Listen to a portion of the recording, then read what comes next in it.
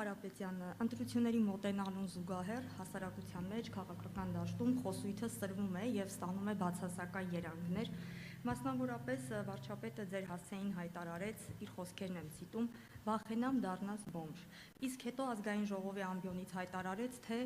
բոմժ դառնալու գործընթացը անշրջելի է։ Ինչպես եք վերաբերում այս հնչած հայտարարությանը, ինչու է առհասարակ նման բառամթերք տիրում քաղաքական շրջանակում եւ հասարակության մեջ, հասարակական մթնոլորտում։ Շնորհակալություն։ Դե որտեղ վարչապետը արդեն 8 տարի է այդ կարգավիճակով ղեկավարում է Հայաստանը։ Ձեզ ուզում եմ գաղտնիք բացել, որ դուք շատ ուշադրություն չդարձնեք վարչապետի ասածներին։ Վարչապետը անցյալ տարի երբ գնացել էր Չինաստան, դուք գիտեք, այնտեղ կան ռեստորաններ, հատուկ սնկերի ռեստորաններ, որոնք մարդկանց մոտ գալյուցինացիա են առաջացնում։ Ինքը այնտեղ փորձել էր, դուրը եկել էր եւ իմ ինֆորմացիայով մոտարապես 1 տոննա հետը առել բերել է Հայաստան։ Դրա համար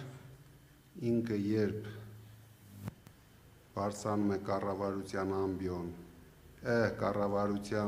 կառավարությունում լրագրողների հետ հանդիպման ժամանակ,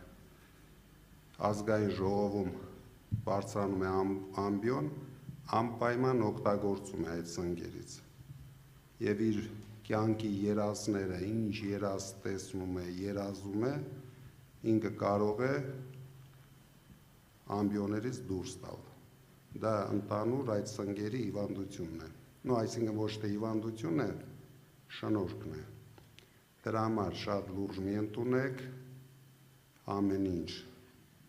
գնում է իր հունով, ինքը արդեն ցեյտնոտի մեջ կանի հայտարարություններ, որը մեր ժողովուրդը հունիսի 7-ին կգնահատի։